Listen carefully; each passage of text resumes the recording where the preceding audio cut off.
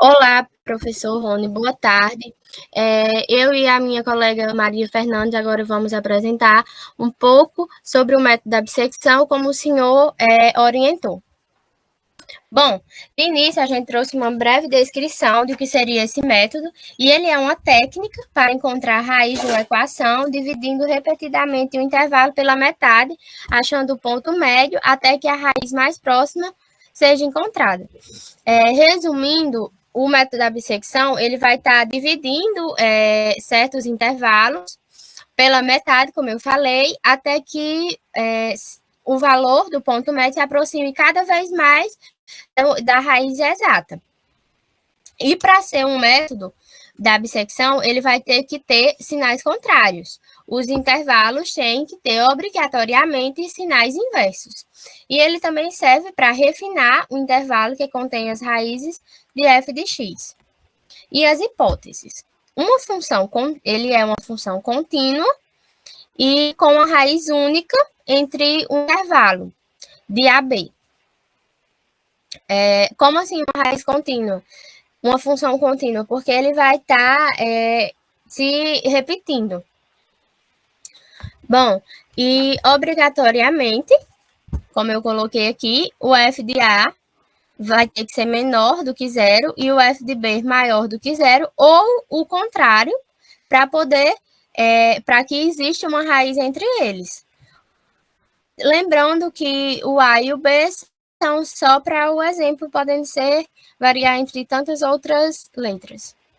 E o ponto médio, como eu falei anteriormente, ele pode ser aproximado com uma raiz, como eu também citei.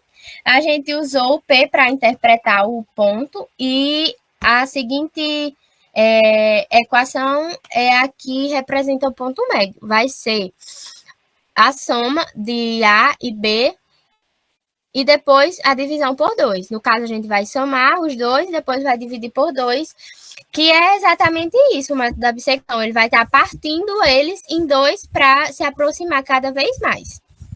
E 3 coisas podem acontecer a partir disso. O f de P ser igual a zero, que aí a gente vai achar uma função. O f de A e o f de P ter sinais contrários. Ou o f de B e o f de P ter sinais contrários. E a partir disso, a gente vai usando novos intervalos, no caso, são chamados de subintervalos. E um exemplo, para tentar deixar mais claro o que eu já falei, que é o seguinte: tendo f de A e f de B sinais opostos, ou seja, o produto de f de A e f de B vai ser menor do que zero. Ele vai obedecer a ordem do método. Nestas condições, o teorema ele garante a existência de uma raiz no intervalo AB, e o método consiste em dividir um intervalo no seu ponto médio, como eu já expliquei, e então verificar em qual dos dois subintervalos garante-se a existência de uma raiz. Para tanto, basta verificar se o produto de f de A vezes o ponto médio, que vai ser f de C, vai ser menor do que zero. Se caso isso for confirmado, a raiz vai estar nesse intervalo, entre A e C.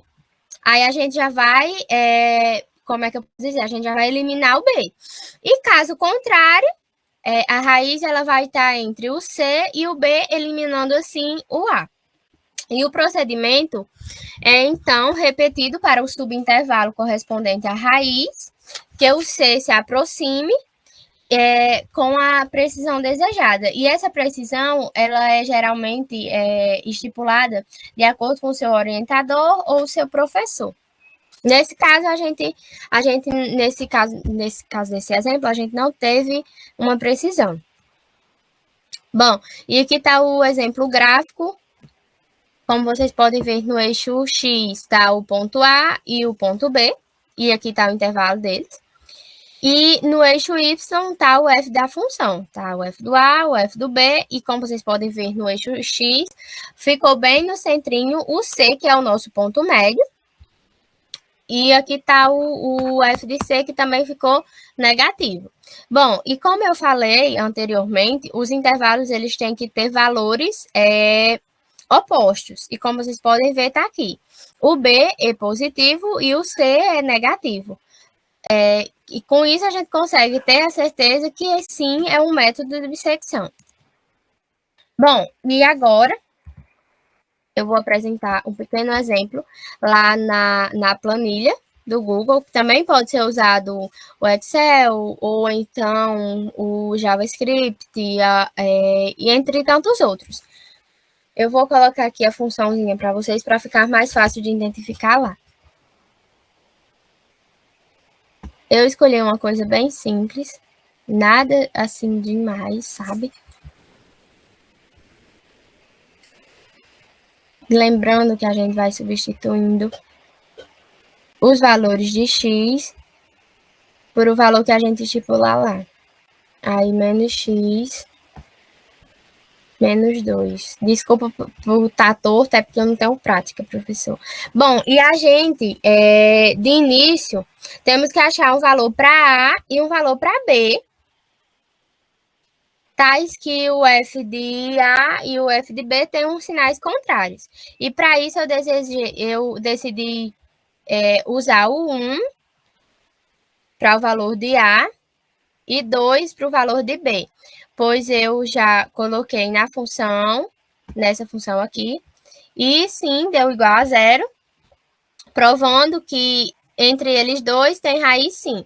Aí, agora indo lá para a planilha, aqui nessa partezinha da interação, eu resolvi colocar 10. Só que são basicamente infinitas, até você ter uma precisão, como eu falei nos slides anteriores, isso vai ser estipulado pelo professor. E a gente não colocou uma nesse exemplo. Bom, e como a função ela é contínua, sabemos que vai existir uma raiz entre o intervalo de 1 e 2. E aqui, quando a gente gerou, como vocês podem ver aqui também, ó, aqui está o valor de A, o valor de B, ó, que de início é 1 e 2. E aqui está o nosso ponto médio, que deu 1,5, que vai ser a soma e após a divisão, que vai dar 3, depois 1,5, como vocês podem ver. E o f de A está aqui, que foi aquela formulazinha lá que eu mostrei no Paint, que vai ser o A ao cubo menos o A menos 2, que deu menos 2, como vocês podem ver aqui. E o f de B é a mesma coisa, só que substituindo pelo valor de B, e está um 4. E vocês podem verificar que o sinal ficou contrário, o que quer dizer que é sim um método da bissecção. E aqui está o f de C, que vai ser o f da função do nosso ponto médio, que deu negativo. Então, isso significa que, como ele deu negativo, como o f de C é negativo, o C ele vai tomar o lugar do nosso A, que antes era 1 e agora vai ser 1,5. Por quê? Porque o nosso valor de f de C ele é menor do que o de A. Para que a gente continue tendo um f de A e um f de B com sinais opostos, claro.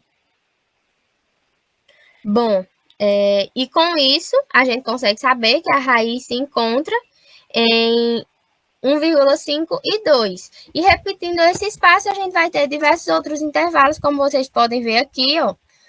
E todos eles vão seguindo o mesmo passo. Ou usando essa formulazinha aqui, ó, que eu utilizei, que o senhor explicou na aula, ou então fazendo manualmente. A gente vai pegando aqui e vai vendo qual é que fica melhor. Bom, ó, nesse caso, aqui já pulou de 1,5 para esse outro número. Por quê? Porque o valor daqui saiu menor do que os outros. Aí a gente veio e trouxe o valor de C novamente e trocou por o antigo. E assim por diante. A gente vai continuando nessas interações até achar a precisão desejada ou então o número que você deseja encontrar. E por fim, aqui, só um momento.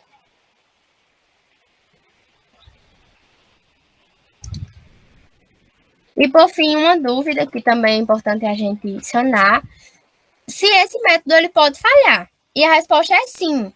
Quando o zero da função se faz tocando o eixo e não o cruzando, como do exemplo do gráfico que a gente deu. Como vocês podem ver, que aqui está cruzando ele, o eixo x, e se não estiver, o método é falho.